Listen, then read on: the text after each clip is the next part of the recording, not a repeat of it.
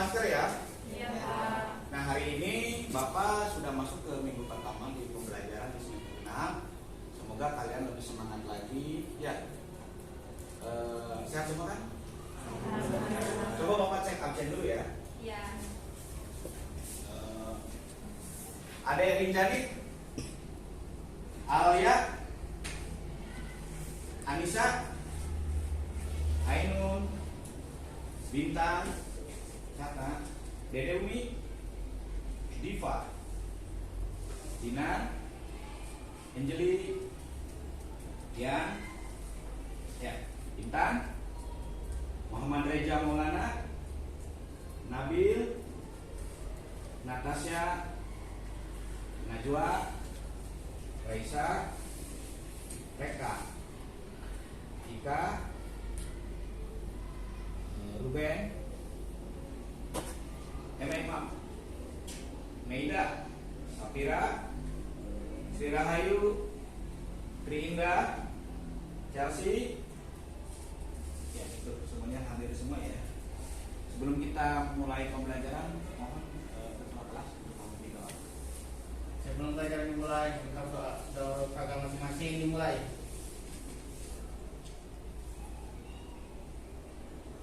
Doa selesai. Beri syarat. Assalamualaikum warahmatullahi wabarakatuh. Waalaikumsalam warahmatullahi wabarakatuh. Ya, kita mulai ya, maaf ya. Untuk hari ini kita belajar di perusahaan dagang. Sebelumnya Bapak akan sedikit mengulas dari materi yang semester ganjil tentang karakteristik perusahaan jasa, berikut perlakuan akuntansinya. Ya, kebanyakan perusahaan jasa itu siapa yang tahu?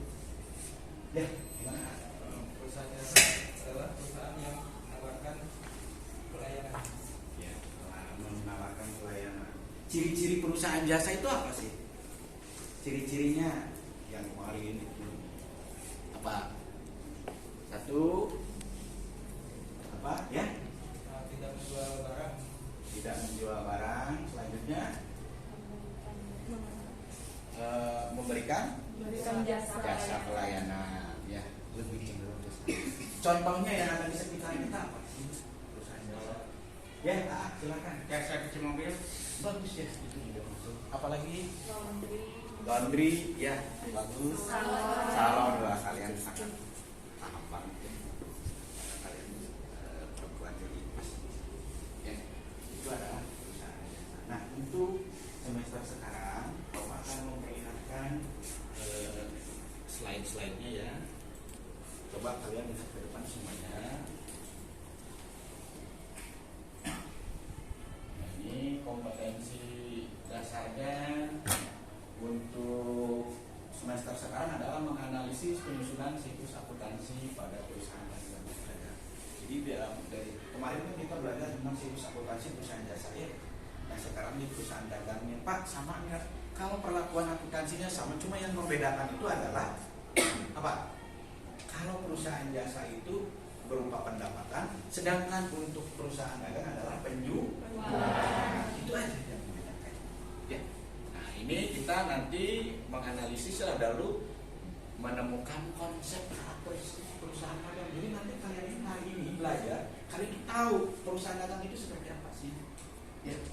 Kan kalian waktu semester ganjil tidak berkelompok. Nanti kelompok ini tetap digunakan ya. Siap? Iya. Tetap semangat ya. Tujuan pembelajarannya tetap menggunakan problem based learning dengan pendekatan saintifik TPACK, yaitu artinya bahwa teknologi pedagogikal content knowledge diharapkan peserta didik dapat menganalisis konsep karakteristik perusahaan dagang serta mampu menelaah jenis-jenis transaksi yang terjadi di perusahaan dagang sehingga dapat menyajikan pencatatan transaksi ke jurnal umum ataupun nanti ke jurnal khusus dengan penuh tanggung jawab, bekerja keras, teliti, tekun, disiplin, proaktif, santun, dan bekerja sama. Ya, jadi hari ini kalian tetap semangat. Wah, susah enggak? Sama aja dengan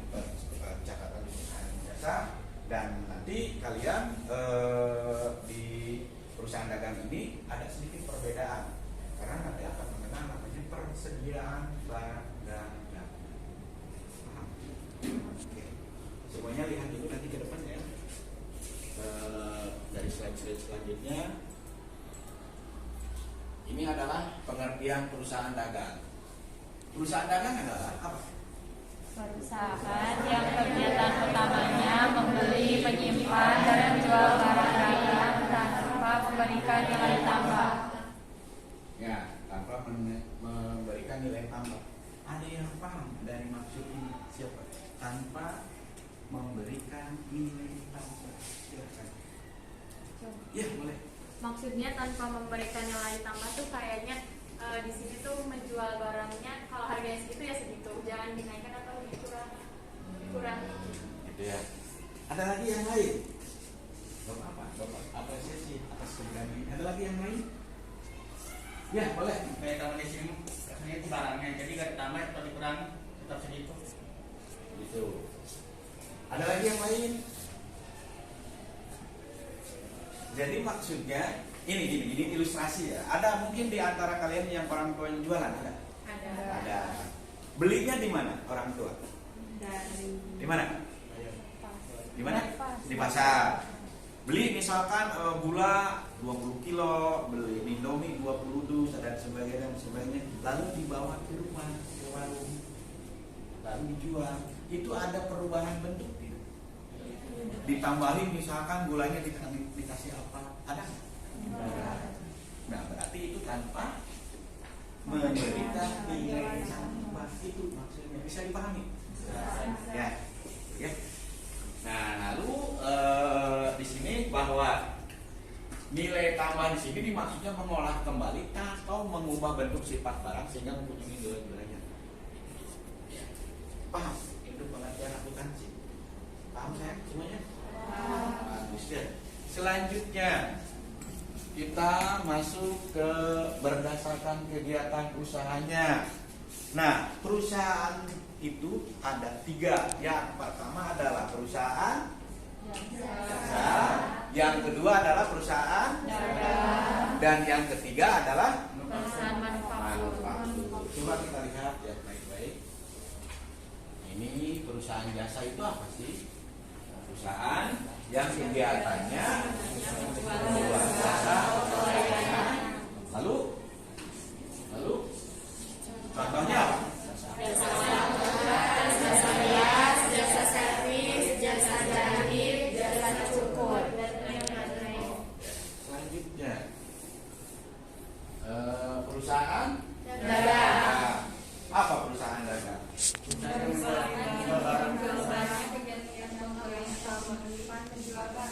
Iya. Coba lihat ya. Membeli barang, menjual barang ya. Contohnya adalah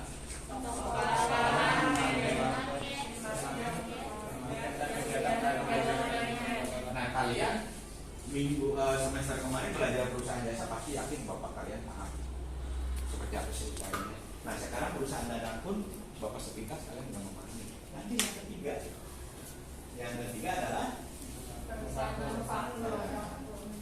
manufaktur itu apa sih Pak? Coba lihat kegiatannya itu.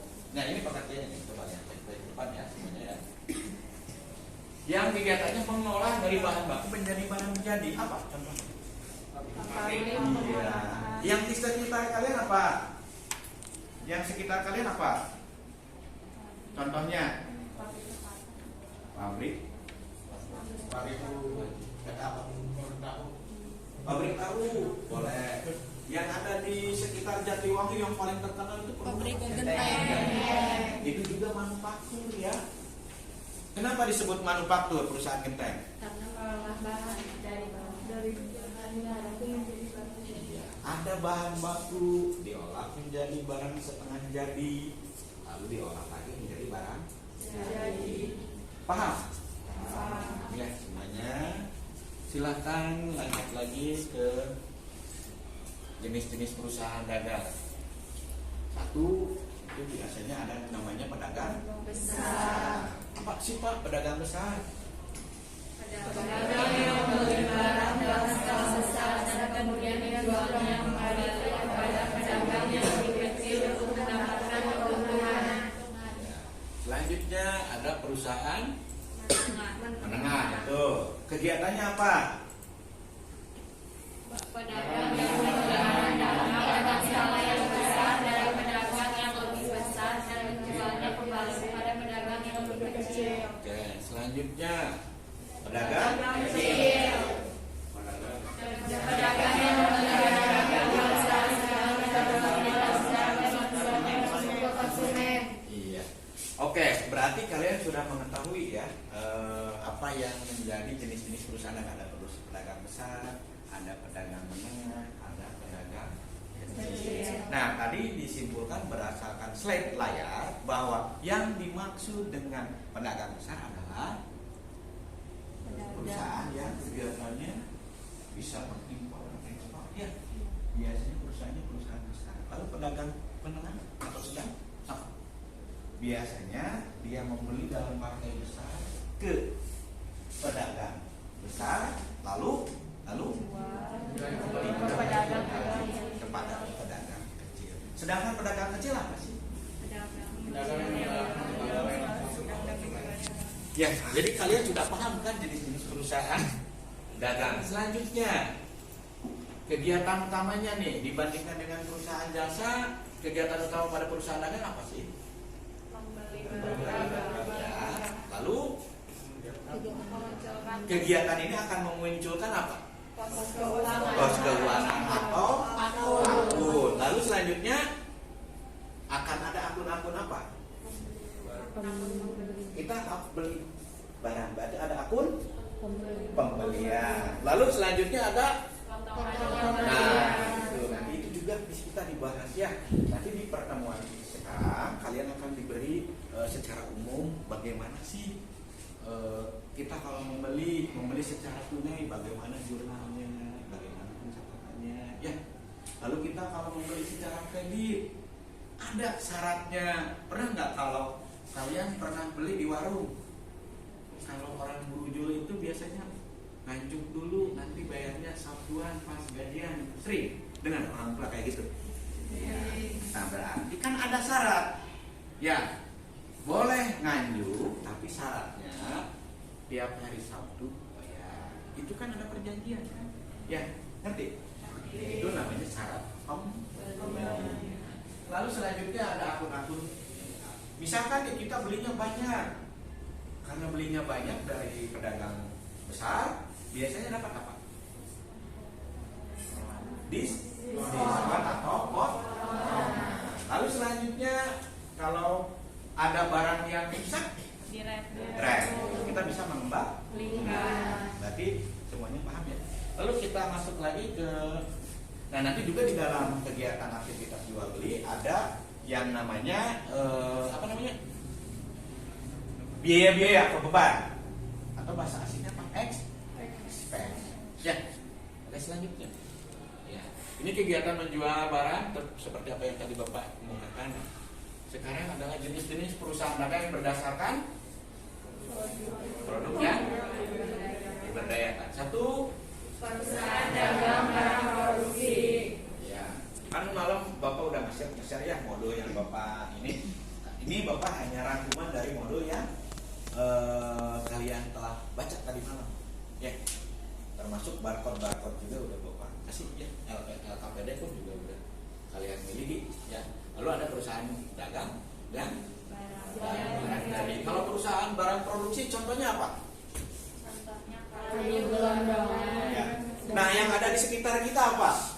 Yang menjual seperti itu yang simpan bahan untuk produksi. Depan kita tuh, depan saya. Bukan, cuma fotokopi jasa saya tahu. Apa? Ada toko yang menjual itu material betul. Ya, di sana itu ada toko bangunan, di sana itu menjual apa namanya? Untuk produksi. Selanjutnya adalah perusahaan yang jadi, baru jadi banyak juga kita. Tadi ngelewatin apa? Pasar. Ya. Banyak yang jual? Banyak. Apa yang dijual? Pakaian. Ada sembako. Itu masuknya ke barang. Jadi. Pak, sembako kok masuknya barang jadi, kan ada makanan kue dan sebagainya.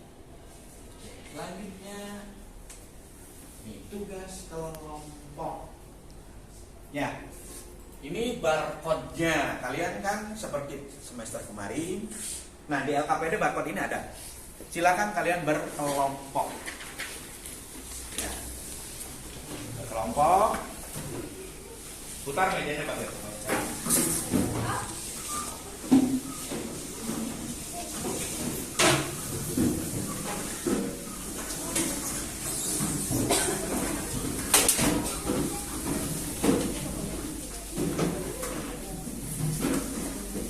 Ya, sudah berkelompok. Ya. Ini adalah oh iya ditanya. Nah, cukup tak?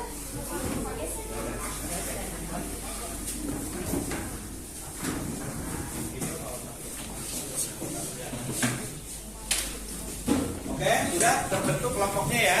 Yang seperti kelompok semester 1 atau semester ganjil. Silakan HP-nya boleh dibuka sekarang. Ya, kalian buka QR code-nya. QR code-nya profesor. Nah, lalu barcode tersebut ataupun QR code tersebut kalian pindai. Nanti di sana akan ada apa namanya?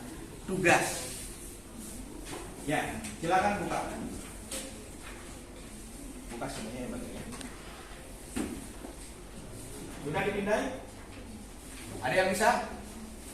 Berapa? Dipindai. Itu soal tentang pengetahuan. Sudah? Sudah bagus? Sudah. Sudah? Oke. Ada apa di pindaian tersebut? Ada apa? Soal. Soalnya seperti apa? Kalian mengamati, menganalisis, dan menyimpulkan yang ada di sekitar rumah kalian yang berhubungan dengan perusahaan dagang dan jasa. Ya, jadi di perintah tersebut coba Anda amati perusahaan yang ada di daerah kalian. Ambillah 2 jenis contoh perusahaan yang bergerak di bidang jasanya. Ambil 2, lalu di perusahaan dagangnya 2. Ya. Ini Bapak dibuka dari inti dari QR code-nya ini. Nah, ini lalu perintah kalian sama dengan yang kalian tadi buka ya. Kalau di LKPD itu di halaman terakhir ya? Ya. Nah, apakah jenis produk yang dijual masing-masing perusahaan itu? Jasanya apa sih cenderungnya? Nah, nanti kalian explore, cari tahu apa sih yang dijual di perusahaan jasa. Lalu yang perusahaan dagang yang tadi kalian pilih contohnya apa sih yang dijual? Siap? Silakan. Lalu selanjutnya adalah bagaimana aktivitas yang dilakukan oleh perusahaan masing-masing. Jadi aktivitasnya apa? Kalau yang nomor 1 jenis ataupun produk yang dijual apa? Contohnya aja yang nomor 1. Tadi kan udah disebutkan ini kalau perusahaan jasa, kalau perusahaan dagang udah tadi disebutkan 2. Nah, sekarang yang kedua adalah apa sih aktivitasnya? Jabatan ataupun kalian analisis apa sih yang dilakukan oleh perusahaan yang kalian tadi sebutkan 2 contoh itu? Ya, siap. Lalu selanjutnya adalah karakteristik nanti dari perusahaan ini kalian harus bisa membedakan perusahaan jasa apa, perusahaan dagang apa karakteristiknya. Siap? Ya, silakan kerjakan.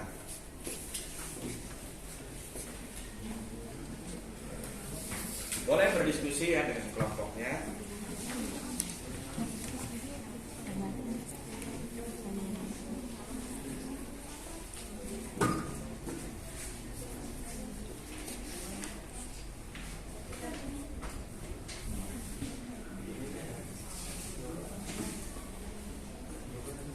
Silakan kalian kerjakan di lembar LKPD ya. Silakan.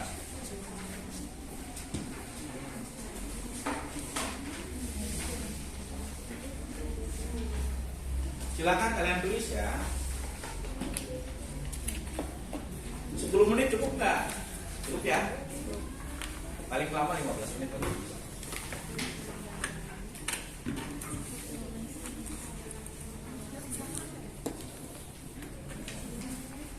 Yang ada di sekitar kalian itu jangan terlalu tinggi lah. Kita yang penting kalian paham. Oh, di seputar rumah saya itu ada apa namanya? Perusahaan jasa loh.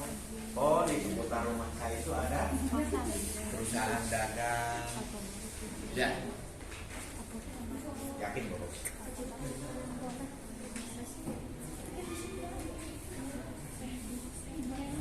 Ada yang kesulitan dari pemahaman soal ini?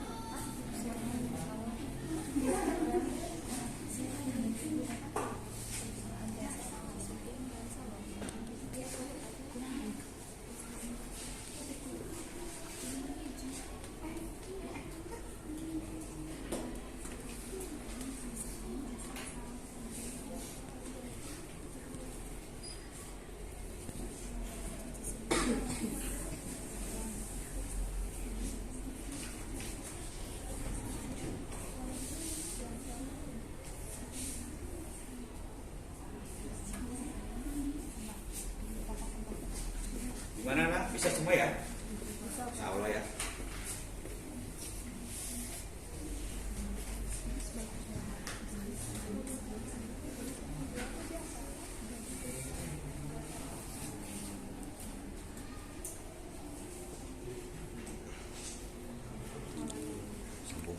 Oh iya, di pause dulu ya. Kelompok 2 karakteristiknya juga sebenarnya tadi sudah sekitar di ini ya. Kalian apa namanya? Explore tadi waktu di awal, waktu di persepsi. Ya.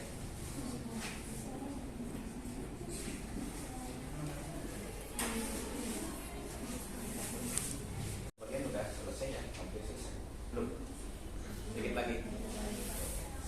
Waktu ya.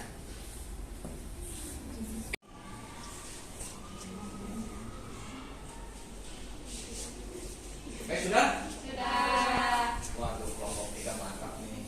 Kelompok 1 gimana? Sudah? Sedikit lagi. Kelompok 2? Belum? Ayo semangat. Kelompok 3 udah, kelompok 4? Sudah? Belum.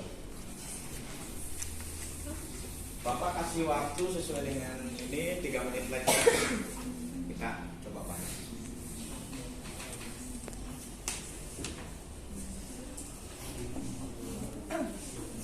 Nanti kalian masing-masing dari perwakilan kelompok berbicara ya hasil dari apa yang kalian kaji dari permasalahan yang Bapak tadi kasihkan lewat QR code.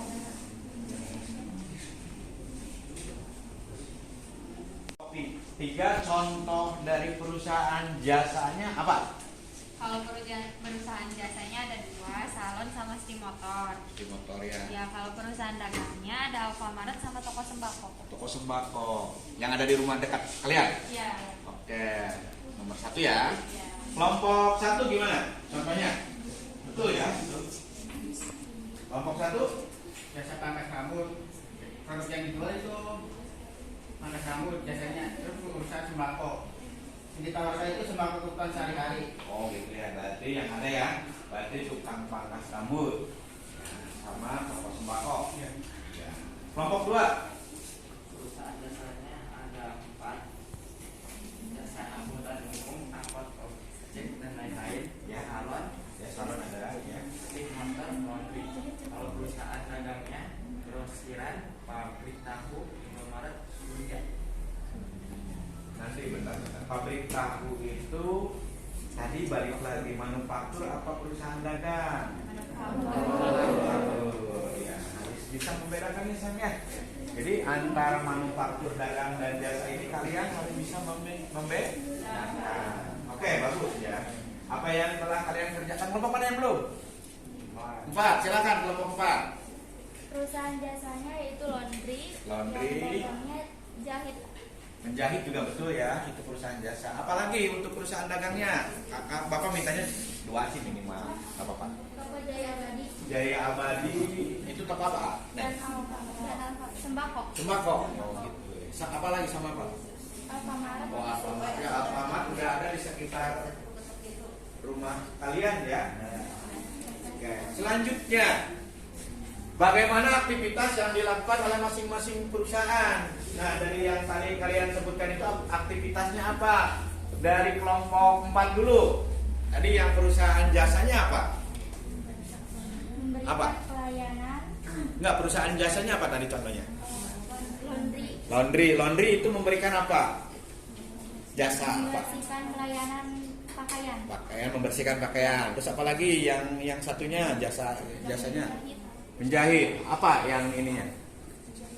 bisa menghasilkan pakaian, Ya, menghasilkan pakaian. Ya. Ya, selanjutnya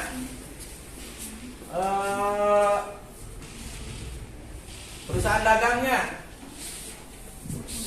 Perusahaan dagangnya apa? toko Jaya Abadi, Jaya Abadi, apa itu yang dilakukan?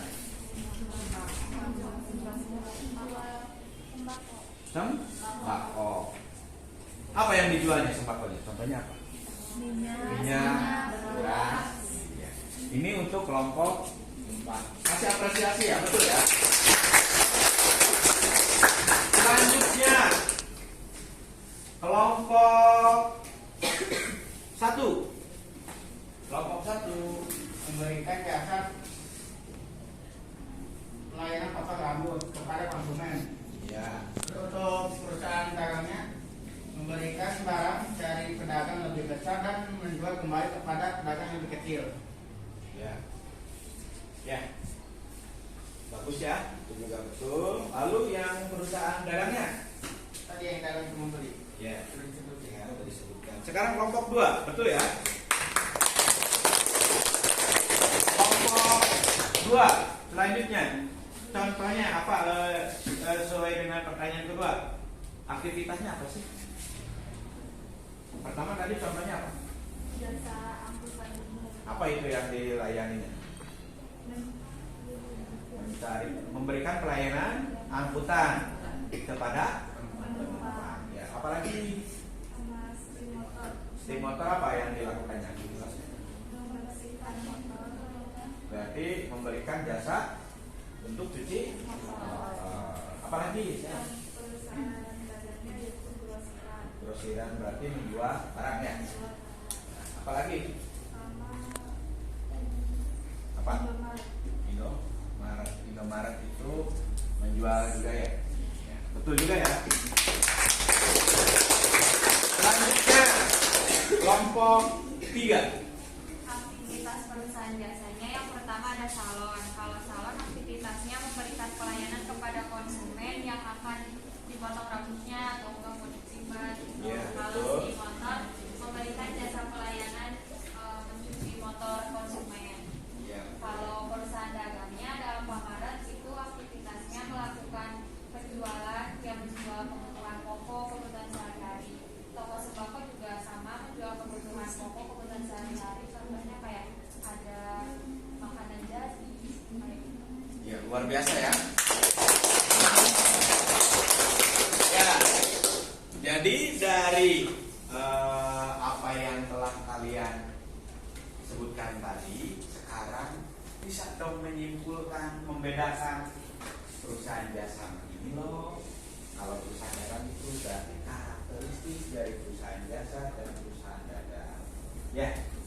Selanjutnya coba kelompok 2 berarti bisa membedakan. Berarti karakteristik perusahaan jasa apa sih? Ciri-ciri kan? Apa? Ya, gimana? Ayo. Memberikan pelayanan jasa. Apalagi aktivitasnya tidak menjual barang. Ya. Kita simpulkan bersama-sama untuk soal yang keempat, yang ketiga. Sekarang Bapak mengadu nih. Kelompok mana yang mau berkomentar? Silakan, Cung. Ya, boleh. Menurut kita karakteristik perusahaan jasa itu tuh memberikan pelayanan jasa, tetapi perusahaan jasa mah tidak menjual barang, tidak berbentuk barang, Iya. melainkan berbentuk pelayanan. Kalau perusahaan dagangnya tuh memberi kegiatan usahanya tuh membeli dan menjual barang yang sama. tetapi tidak memberikan pelayanan jasanya. Luar biasa ya. Ada lagi yang mau berkomentar? Silakan saya pada anak-anak dulu. Ayo. Ada? Siapa? Ayo. Sudah ya terwakili tadi. Oke. Nanti kalian simpulkan dan mungkin kalian nanti bisa ditulis ulang ya betulnya ataupun lebih lengkapnya. Nanti boleh dikumpulkan. Selanjutnya kita lihat tayangan video lanjutan dari karakteristik ya. Coba lihat baik-baik semuanya ke depan.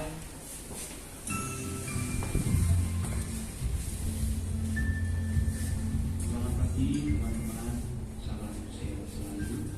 Kesempatan ini kita akan belajar mengenai karakteristik dan jenis transaksi perusahaan dagang. Untuk memahami karakteristik perusahaan dagang ada beberapa pertanyaan yang membantu kita untuk lebih mengenalinya. Yang pertama mengenai apa itu perusahaan dagang. Yang kedua apa saja akun khusus yang masih digunakan di perusahaan dagang. Kemudian yang ketiga apa saja transaksi yang keluar terjadi pada perusahaan dagang. Baik, kita bahas satu persatu. Yang pertama adalah apa itu perusahaan dagang. Menjawab pertanyaan yang pertama, apa itu perusahaan dagang?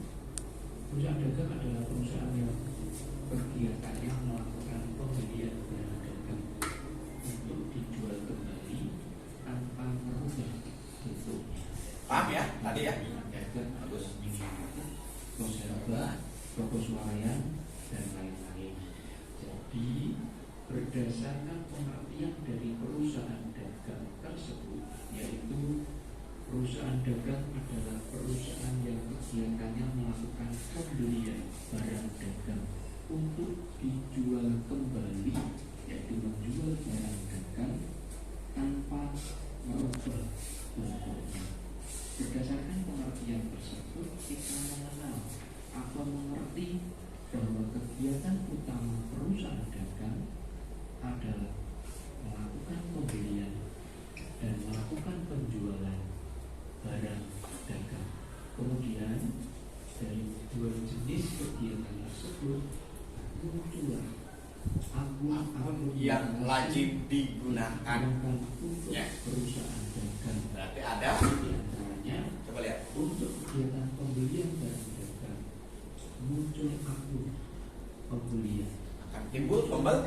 Ya. Lalu ada. Akun pembelian. Ya. Muncul akun rekor pembelian dan pengurangan harga. Ya. Muncul akun potongan pembelian. Selanjutnya untuk penjualan barang dagang muncul akun penjualan, muncul akun beban angkut penjualan, muncul akun rekor penjualan dan pengurangan harga, dan muncul akun potongan penjualan. Inilah akun-akun yang lazim digunakan pada perusahaan dagang. Selanjutnya, berdasarkan akun yang lazim yang digunakan di perusahaan dagang ini, kita mengenal juga transaksi yang umum terjadi di perusahaan dagang. Di antaranya untuk kegiatan pembelian muncul transaksi membeli barang dagang secara tunai atau secara kredit. Nah, nanti di pembelian itu juga ya. Transaksi membayar ongkos angkut barang yang dibeli, muncul transaksi mengembalikan barang dagang yang dibeli, dan muncul transaksi menerima potongan harga dari barang yang dibeli. Untuk kegiatan penjualan barang dagang muncul transaksi menjual barang dagang secara tunai dan kredit, muncul transaksi membayar ongkos angkut barang yang dijual, muncul transaksi menerima kembali barang dagang yang dijual, dan yang terakhir muncul transaksi memberikan potongan penjualan. Ya, barusan kalian melihat akun-akun yang wajib digunakan, ada pembelian dan penjualan. Nah, di dalam pembelian itu ada membeli barang dagang secara tunai maupun kredit. Lalu kita kalau membeli barang biasanya ada apa? Kita ke pasar naik apa? Ongkos. Berarti ada apa? Ongkos ya. Lalu kalau misalkan ada barang yang tidak sesuai, misalkan kadaluarsa, rusak dan sebagainya, itu namanya apa? Diretur atau dikembalikan. Kalau kita belinya partai banyak, ya adanya potongan. Sama juga dengan penjual pun juga ya, penjual barang akan menjualnya itu secara tunai dan kredit. Lalu kita juga kalau menjual barang suka diangkutnya, itu akan keluar beban angkut. Lalu selanjutnya akan apa? Kalau ada dari pembeli ada kerusakan, menerima kembali barang yang kita jual karena adanya retur. Ya, nanti ada nota bebas, nota kredit, nanti kita dibahas ya. Lalu memberikan potongan penjualan, karena orang tersebut apa sih? Kenapa orang memberikan potongan penjualan? Yang memberi barang yang sangat besar. Banyak. Terus apalagi? Misalkan nih AA ataupun Teteh sebagai penjual, tiba-tiba tergerak hatinya untuk memberikan potongan. Kenapa? Ada acara spesial sih biasanya. Biasanya orang itu juga sering membeli. Ya, karena sering membeli, langganan tetap. Jadi supaya tidak berpindah ke orang lain membelinya, ya kita bagaimana caranya supaya dia tetap membeli ke tempat kita ya, dengan adanya suatu kebijakan. Namanya kalau kita itu dalam kehidupan ada namanya reward dan punishment. Nah, itu berupa reward. Ya. Punishmentnya apa kalau di perusahaan dagang? Kalau kita menjual tidak jujur, mengurangi timbangan, harganya melebihi dari harga pasar. Punishmentnya berupa apa? Orang tidak akan membeli. Ya. Coba lanjutkan, lihat ke tayangan di depan. Inilah transaksi yang sering terjadi di perusahaan dagang. Selanjutnya, dari transaksi membeli barang dagang dan menjual barang dagang, kita mengetahui adanya transaksi yang dilakukan secara tunai maupun secara kredit. Hal ini berhubungan dengan cara pembayarannya. Di samping itu, untuk pengiriman barang dagang dari penjual ke pembeli, siapa yang bertanggung jawab atas pengiriman barang tersebut? Apakah pembeli atau penjual? Inilah yang dimaksud dengan syarat penyerahan barang. Untuk lebih jelasnya, kita akan membahas bagaimana cara pembayaran dan bagaimana syarat penyerahan barang. Yang pertama yang akan kita bahas terlebih dahulu adalah cara pembayaran transaksi. Pembayaran transaksi dapat dilakukan secara tunai dan secara kredit. Tunai artinya pembayaran dilakukan pada saat barang diserahkan penjual kepada pembeli. Paham berarti ya? Jadi pembayaran ini langsung diterima oleh penjual saat barang dagang diserahkan kepada pembeli. Sedangkan secara kredit artinya pembayaran dilakukan beberapa waktu setelah barang diserahkan berdasarkan jangka waktu yang ditentukan oleh penjual. Jadi pembayaran ini belum dilakukan oleh pembeli. Maka sekarang muncul pertanyaan, kapan akan dilakukan pembayaran oleh pembeli? Untuk menjawab pertanyaan tersebut, ada istilah yang dinamakan dengan syarat pembayaran. Apa itu syarat pembayaran? Syarat pembayaran adalah perjanjian antara penjual dan pembeli atas pembayaran barang dagang yang dibeli. Kemudian syarat pembayaran ini berkaitan dengan potongan tunai, jangka waktu pembayaran, dan jumlah potongan yang akan diberikan oleh penjual. Berikut beberapa istilah dari syarat pembayaran tersebut. N garis miring EOM 2 garis miring 10 N garis miring 30 2 garis miring 10 1 garis miring 15 N garis miring 60. Apa arti syarat pembayaran tersebut? Mari kita bahas satu persatu. Yang pertama, N garis miring EOM. Artinya N ini adalah jangka waktu pelunasannya kapan. EOM singkatan dari end of month. Artinya jangka waktu pelunasannya harus dilunasi akhir bulan ini. Baik, selanjutnya yang kedua, N garis miring 60. Sekali lagi, N adalah jangka waktu pelunasannya kapan? 60 ini adalah jangka waktunya. Berarti harus dilunasi 60 hari dari tanggal beli. Syarat pembayaran 1 dan syarat pembayaran 2 ini tidak ada potongannya. 1 dan 2 ini menjelaskan kapan harus dilunasi tanpa mendapatkan potongan. Selanjutnya kita akan membahas mengenai potongan yang akan diberikan oleh penjual. Kita bahas dari belakang dulu. N-30. Jangka waktu pelunasannya adalah 30 hari dari tanggal beli. 2 garis miring 10. Artinya 2 itu adalah potongan yang akan diberikan oleh penjual, yaitu sebesar 2%. Kapan akan diberikan 2%? Jika pembeli melunasi 10 hari dari tanggal beli. Selanjutnya 2 garis miring 10, 1 garis miring 15, N garis miring 60. Nah, yang terakhir yang paling belakang dulu, N60. Jangka waktu pelunasannya yaitu 60 hari dari tanggal beli. Kemudian untuk 2 garis miring 10, ini adalah penjual akan memberikan potongan 2% jika pembeli melunasi 10 hari dari tanggal beli. 1/15 artinya penjual akan memberikan potongan 1% jika dilunasi 15 hari dari tanggal beli. Selanjutnya kita akan membahas mengenai syarat penyerahan barang. Apa yang dimaksud dengan syarat penyerahan? Mundur dulu ke yang tadi ya.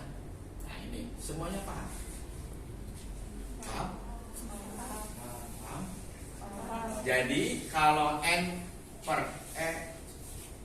OM artinya boleh beli secara kredit tapi bayarnya kapan?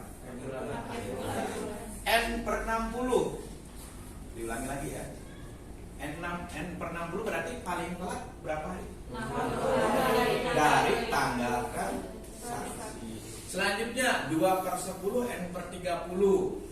Berarti nih Bapak misalkan penjual, si A mau beli barang nilainya 10 juta misal, lalu ya oleh Bapak dikasih syarat boleh kamu beli dari Bapak nilainya besar nih 10 juta, tapi dengan syarat 2 per 10 N per 30. Artinya bagaimana?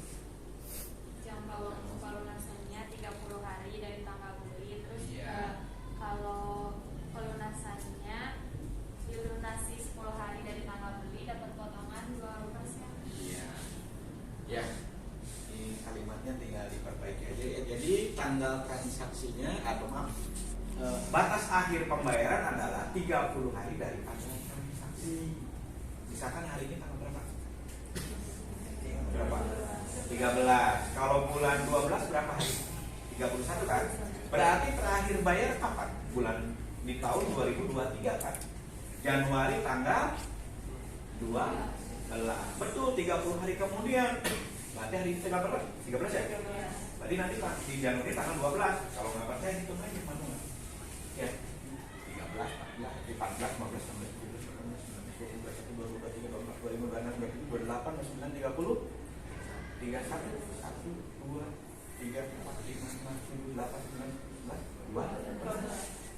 terakhir bayar adalah tanggal 12 Januari 2023. Ya. Dan si A ini akan dapat potongan berapa? 2% Jika dia melunasinya 10 hari dari tanggal beli. ya melunasinya 10 hari dari tanggal transaksi, dia akan dapat bonus dari Bapak reward, penghargaan, karena dia bayarnya yang tadinya niatnya 30 hari, dia 10 hari dari tanggal transaksi dia bayar. Jadi berapa? 2%. Berarti kira-kira hari ini tanggal 13 terakhir dapat potongan tanggal berapa? 23, yang 10 hari kemudian. Ya luar biasa ya. Selanjutnya, ini berarti kalian sudah paham ya. Kita lanjut ke tayangan akan memberikan potongan 1% 1% jika dilunasi 15 hari dari tanggal beli. Selanjutnya kita akan membahas mengenai syarat penyerahan barang. Sekarang Apa penyerahan yang dimaksud barang. dengan syarat penyerahan barang?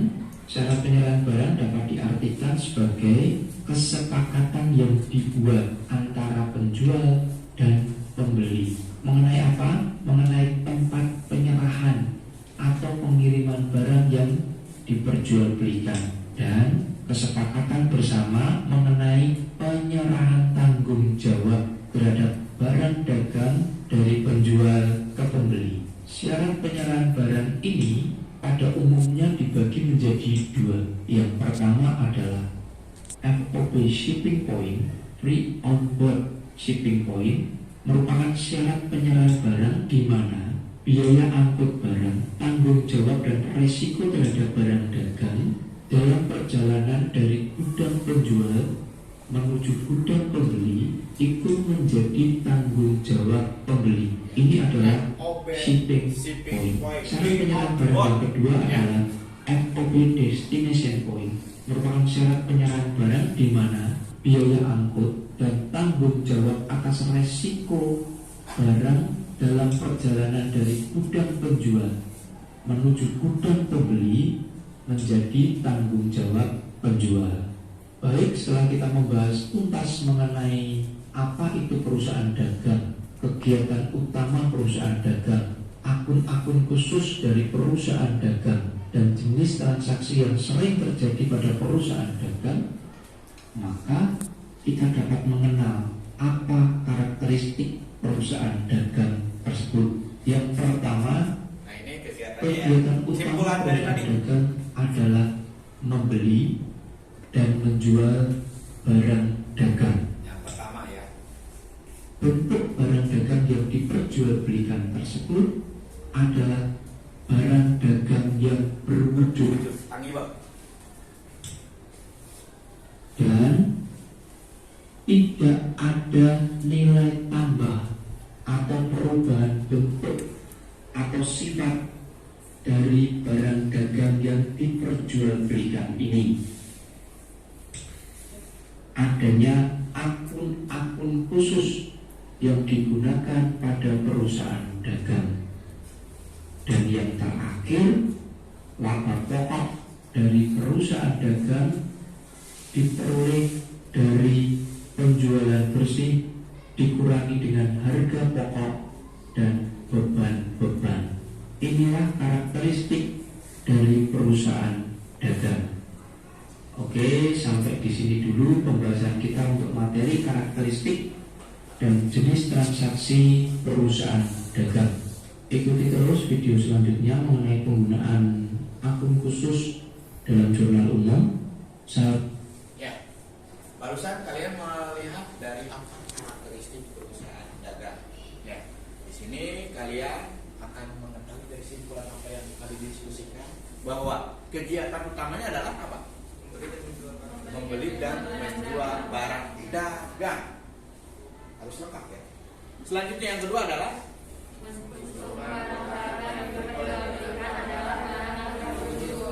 ya, berwujud ya. Ada yang tidak berwujud.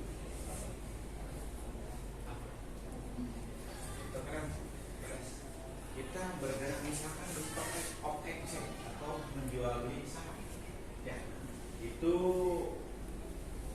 lebih cenderungnya ke usaha.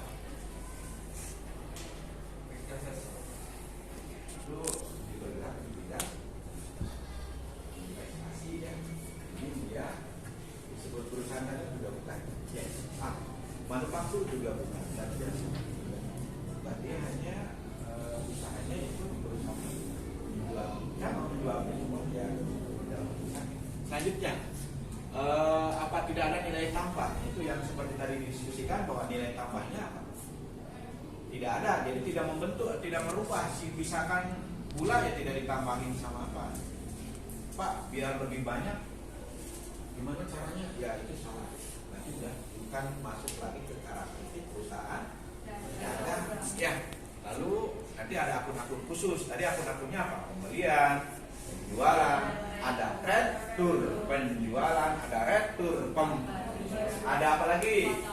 Potongan Potongan harga dan sebagainya. Ya. Oke, nanti laba pokok diperoleh dari penjualan bersih dikurangi harga pokok dan beban bank.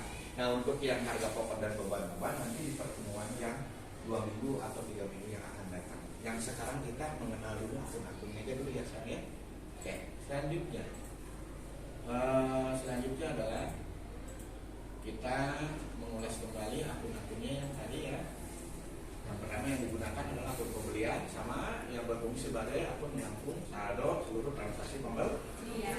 Ya, selanjutnya adalah akun kedua itu adalah retur pembelian dan pengurangan harga digunakan untuk ya. Selanjutnya saldo yang berkaitan dengan transaksi atau retur atau pengurangan harga tersebut ya. Ini akun dalam perusahaan dagang. Akun selanjutnya tadi kan pembelian, sekarang kita beban angkut ya. Ini mempunyai berfungsi sebagai akun yang menampung semua beban angkut untuk pembelian, namanya beban angkut pembelian. Akun berikutnya adalah akun penjualan ya, berfungsi mencatat semua transaksi penjualan tunai maupun kredit. Lalu selanjutnya adalah potongan. Selanjutnya jenis-jenis transaksi perusahaan dagang. 1. Pembelian barang dagangan ya. Jenis transaksi yang pertama adalah pembelian barang dagangan sesuai namanya ya. Transaksi ini terjadi karena adanya pembelian produk dari pihak penyedia barang seperti toko, perorangan maupun perusahaan dan membuat purchase order. Purchase apa itu purchase? Pembelian atau order pembeliannya. Selanjutnya transaksi pembelian barang dibagi menjadi 2 jenis, yaitu tunai dan kredit tadi ya yang video kalian saksikan. Selanjutnya adalah retur pembelian dan pengurangan harga. Kita ulas lagi ya dari video tadi. Transaksi retur pembelian dan pengurangan harga adalah transaksi yang terjadi karena pengambilan produk ke perusahaan. Penyebabnya apa? Usaha tidak sesuai dengan yang diinginkan, cacat, dan umurnya ya. Transaksi perusahaan itu biasanya ada retur penjualan dan pengurangan harga, itu sama hampir dengan retur pembelian. Kalau retur penjualan itu kita menerima barang dari pembeli, kalau retur pembelian adalah pengajuan dari pembeli kepada penjual bahwa barangnya perusahaan. Ya, paham yang ini mengenai retur? Atau perlu disimulasikan? Tidak perlu. Ya. Oke, jadi pihaknya ini ya. Lalu adanya potongan penjualan dan pembelian. Tadi di awal kita udah membahas ya, mengenai potongan penjualan dan pembelian, bahwa potongan akan terjadi bila belinya jumlah yang banyak, dia selalu tepat waktu membayar, lalu apa lagi? Pelanggan tetap ya.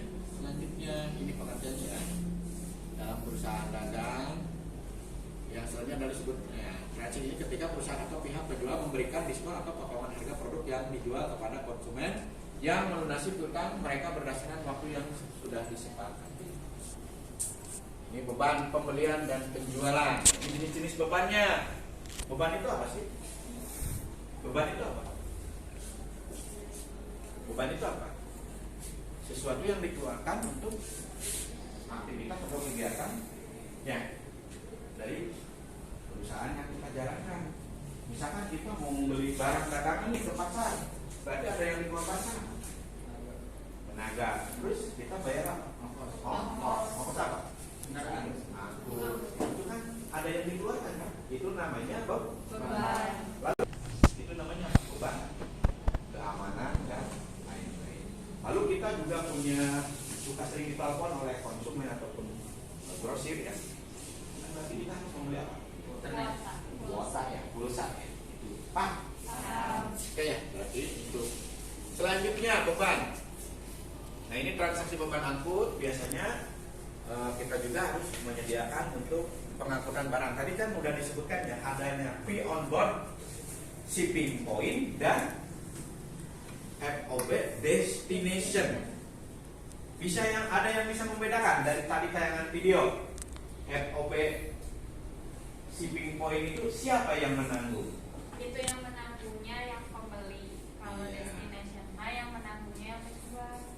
Gimana? Betul atau salah? Betul ya, berdasarkan tadi yang kalian lihat di video, dan betul secara teori bahwa FOB atau free on board yang bebas angkut itu yang pertama adalah FOB shipping point, berarti apa? Bebannya Masih tanggung. dari mulai mana? Dari mulai gudang penjual sampai gudang perusahaan pembeli, Ya. biayanya ditanggung oleh pembeli. Luar biasa ya. Selanjutnya sebenarnya banyak kan tentang ongkos angkut. Ada lagi yang setengah-setengah, ada yang ini ya. Kita mengenal dulu aja ya. FOB destination, siapa yang tahu FOB destination? Tadi FOB shipping point, sekarang destination itu siapa? Coba dong yang lain. Oke. Nah. Ya, tadi kan udah gitu. Ya. FOB destination itu Yang ditanggung penjual. ya, nah gimana? Yang ditanggung penjual. Beban angkutnya ditanggung penjual, berarti artinya bahwa dari mulai gudang penjual sampai dengan ke tempat pembeli itu ongkos angkutnya ditanggung oleh penjual. Itu terlihat. Selanjutnya ini tentang ya, ini teori-teorinya seperti yang tadi kalian lihat ya. Nah, ini persediaan barang dagangan, berarti persediaan barang dagangan adalah barang yang sudah dibeli. Nah ini yang paling sulit dalam materi perusahaan dagang itu adalah di persediaan barang dagangan, karena kan kalian mengenal nanti kemudian hari itu apa, adanya dua pencatatan yaitu perpetual dan periodik. Pak, apa sih perpetual, apa sih periodik? Kalau sekarang dibuka kalian pasti takut, wow susah banget nih aplikasi. Sekarang kita sedikit-sedikit, karena nanti yang membedakan adalah perlakuan akunnya. Kalau di sedikit buka ya, kalau di perpetual nama akunnya adalah persediaan barang dagangan, tetapi kalau di periodik bukan persediaan tapi pembelian dan penjualan. Orang pengusaha ataupun seorang yang bergerak di usaha dagang wajib mengetahui berapa jumlah persediaan barang dagangannya. Kenapa? Kalau kita tidak tahu bahwa barang itu berapa jumlahnya, kenapa? Akan bahayanya apa? Tahu nilainya? Kita tidak tahu nilai dan aset kita tidak tahu. Uang kita yang telah diinvestasikan ataupun aset yang kita miliki di perusahaan dagang itu berapa kan kita jadi gelap. Tetapi dengan perhitungan, dengan penataan yang baik, ya tumpukannya betul. Nanti kan misalkan satu dus, misalkan maaf ya, mie kan satu dus isinya 40. Kalau berarti ada 5 tumpuk berarti ada berapa ratus? Atau misalkan satu mie satu dusnya isinya harganya 90.000, berarti kalau ada 5 tumpuk berarti berapa? Ada 450.000 itu. Lalu gulanya ada berapa karung, berapa kilo? Tujuannya sih memudahkan dalam pencatatan. Nah, ya. Selanjutnya, persediaan barang dagangan salah satu yang krusial karena mungkin informasi tersebut dimonitor dengan sangat ketat menggunakan aplikasi stok barang. Kalian mungkin pernah melihat ya, belanja di apotek. Pernah? Jadi biasanya dia akan kita beli atau di apa? Ya, betul. Lalu di oleh kasir apa? Jenis barang kan? Lalu dengan aplikasi secara otomatis persediaan barang, jika kita di Alfa tersebut ada yang beli, maka akan ada pengeluaran barang. Berarti persediaan barang akan berkurang di gudang ataupun di toko. Kalau ada datang mobil yang ngedrop barang, berarti akan ditambahkan oleh petugas menjadi penambah barang. Jadi kita tetap tahu pergerakan barang tersebut berapa jumlahnya, berapa ini. Ya, Pak. Selanjutnya adalah pembayaran utang. Pembayaran utang juga salah satu jenis transaksi yang ada dalam perusahaan dagang. Tadi kan kita membeli secara kredit, berarti kita harus membayar. Lalu kita penjual akan menerima apa? Menerima uang, yaitu berupa pembayaran dari pembeli yang melakukan secara kredit. Ya, oke. Ini lihat ke depan, pada umumnya perusahaan memiliki hutang karena membeli barang dari secara kredit. Jika sebuah perusahaan memiliki hutang, maka sebaiknya melunasi hutang tersebut sesuai dengan perjanjian yang telah disepakati. Kalau misalkan 2/10 N/30 sama, akhirnya mungkin Raihan akan apa? Akan menilai ulang, Bapak layak tidak sih untuk memperoleh kredit lagi, memperoleh utang lagi? Gitu. Ya. Paham? Selanjutnya, nah, ini penerimaan piutang berarti oleh siapa? Wah, ya, ini slide-slide-nya ya. Nah, ini balik lagi ke syarat. Kalian tadi udah lihat dan udah paham. Nah, Bapak coba ingin sekali lagi nih. Bapak ingin tahu, buka bukunya, kalkulatornya juga boleh menggunakan HP. Tanggal 11 Maret itu dibeli barang dagangan senilai 5 juta ya, dengan syarat pembayaran 5/10 N/30. Semuanya lihat ke depan. Kalau tanggal 11 Maret berapa hari? 31 hari.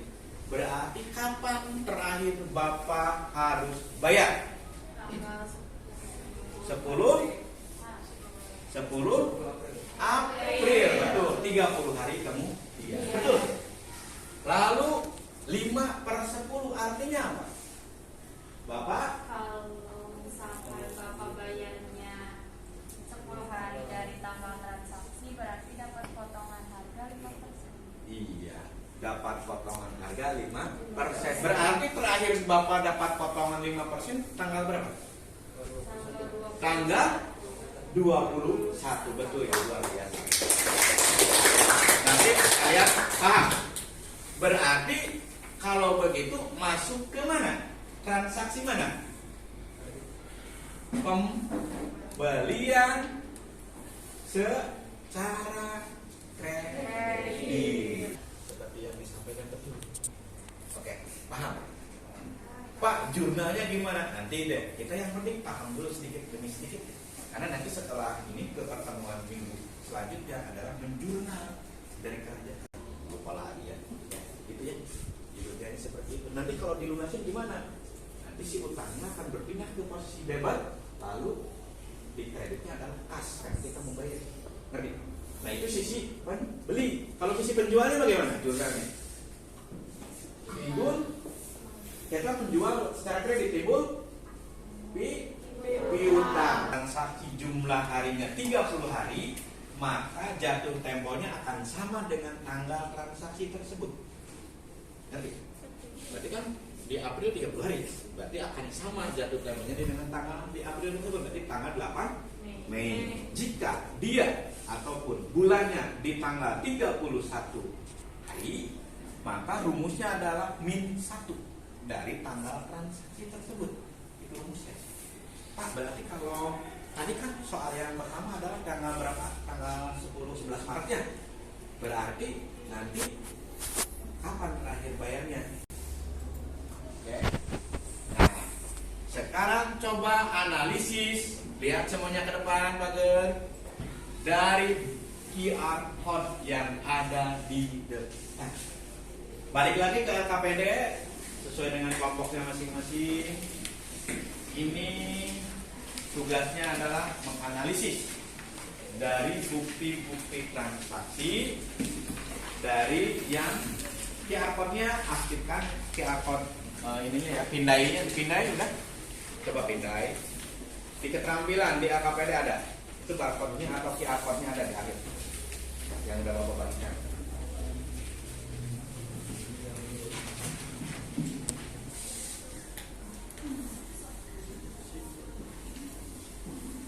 Yaitu praktek pertama dari siklus akuntansi perusahaan dagang yang terjadi di bulan April 2022. Nah, ini soal-soalnya. Maaf, Bapak tidak menggunakan tanggal, tetapi menggunakan angka 1, 2, 3, 4, 5 sampai 30. Ya, ya nanti akan menggunakan tanggal ya. Ini yang pertama tentang anggap aja ini tanggal 1, tanggal 2, tanggal 3 ya. Ini di nomor 1 ada kegiatan apa? Yaitu Tuan Wildan mendirikan grosir beras di PT Wildan Jaya dengan menginvestasikan uang tunai untuk persediaan. Nah, ini juga sampai dengan ya sampai dengan soal ke-15 ya. Ya sudah dilihat semuanya ya di lembar kerja kalian sudah? Tugas kalian adalah tugasnya coba lihat ke depan. Ini kita yang simpel dulu ya, menganalisis yang mudah dulu. Dari transaksi-transaksi di atas, coba analisis masuk ke mana? Ya, apakah dilakukan pembelian secara tunai sebesar 5 juta? Berarti dari 7 ini masuk ke mana? Ke nomor berapa? Pembelian secara tunai. Berarti ke nomor 1. Di nomor 1 itu khusus pembelian baik tunai maupun kredit. Lalu dikembalikan barang dagangan yang telah dibeli, masuk ke nomor 2. Nomor berapa, Mak? Nomor 2. Ya, yaitu retur pembelian dan pengurangan harga. Karena kalian bagus, maka dikasihlah diskon pembelian. Masuk ke nomor berapa? Ya, nomor 5, yaitu jenisnya itu. Jadi tugas kalian hanya memilah-milah itu aja. Simpel kan? Gampang kan? Oke. Coba kalian kerjakan.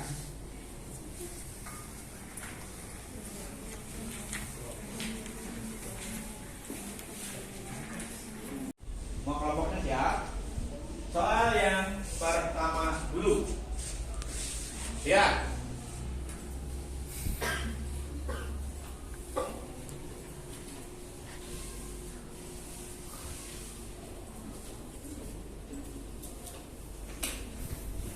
Ini maaf belum ya. Ini yang pertama ini berarti menginvestasikan, berarti masuknya ke modal. Yang kedua dibeli, masuk ke mana? Jenis transaksi apa? Ke jenis transaksi. Acungkan tangan dong sayang. Gimana? Acungkan tangan. Siap. Harus berani dong, kan tadi udah pada bilang. Ya, Neng, mana? Ya, boleh ngacung. Masuk kemana? Ya, sebutkan Neng. Ya. Nomor 2. Masuk ke jenis transaksi Iya, pembelian barang dagangan bagus. Yang ketiga, kelompok ini masuk kemana? Nomor 3. Konsentrasi, ayo. Ya, sebutkan jenis transaksinya apa nomor 3? Ya, jenis transaksi penjualan barang dagangan. Yang transaksi keempat, kelompok 2. Masuk ke mana? Jenis transaksi mana?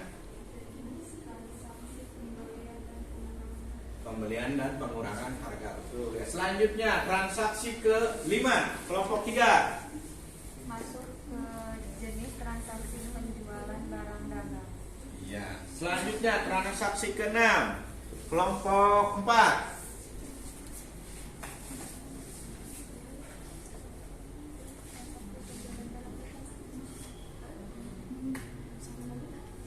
Masuk ke jenis transaksi penjualan barang dagangan. Ya, semuanya sekarang semua kelompok boleh saling berbicara ya. Selanjutnya transaksi ke-7 masuk ke maaf ke-6 dulu, ke-6 masuk ke mana? Di transaksi penjualan barang dagangan. Iya, betul. Yang ke-7. Ini transaksi penjualan barang dagangan. Ya, bagus. Yang ke-8. Jenis transaksi pembelian barang dagangan. Yang ke-9, betul ya. Diterima pembayaran nih. Tadi Bapak udah direlak. Berarti masuknya ke iya. Lalu selanjutnya yang ini transaksi ke 11. Iya. Kita Bapak akan istilahnya itu mengapresiasi ataupun mengulas kembali dari materi ya. Berarti kalian sudah bisa membedakan ya mana yang namanya perusahaan dagang dan perusahaan jasa ataupun manufaktur. Kalau perusahaan jasa apa yo tadi aktivitasnya? Tidak menjual barang. Kalau perusahaan dagang Menjual barang. barang dagangan. Kalau perusahaan manufaktur Mengolah bahan. mengolah bahan menjadi barang sudah jadi ataupun barang jadi. Nah, lalu ada syarat-syarat juga ya. Ada syarat pembelian. Kalau tunai ada syarat tidak? Tidak ya. Kalau tunai langsung. Tapi kalau misalkan kita melakukan pembelian secara kredit, maka akan ada syarat merupakan kesepakatan antara pembeli dan penjual. Ya. Sebelum diakhiri ada yang bertanya? Gimana saya? Ada? Apa nih? Ada yang ditanyakan? Cukup? Ya. Nah, nanti ada tugas. Kalian lihat di LKPD. Ada QR code-nya. Kalaupun ada yang bermasalah dengan QR code atau tidak bisa memindai, Bapak juga udah mempersiapkan soal di lembar LKPD yang terakhir. Ya. Nanti kalian kerjakan di rumah. Pertemuan selanjutnya kita bahas dan akan ada penilaian. Ya. Paham? Untuk pertemuan selanjutnya kita masuk ke pencatatan bukti-bukti transaksi yang tadi kalian lihat ke kemana? Jurnal. Itu adalah untuk pertemuan selanjutnya. Jadi sebelum minggu depan dimohon kalian sudah bekerja ataupun apa? Membaca biar kalian mengerti. Itu aja dari Bapak, kurang lebihnya mohon maaf. Ya, billahi taufiq wal hidayah. Wassalamualaikum warahmatullahi wabarakatuh. Waalaikumsalam warahmatullahi wabarakatuh. Nanti dilanjutkan dengan pelajaran selanjutnya ya. Nah ini pas berarti waktunya selesai dengan bel.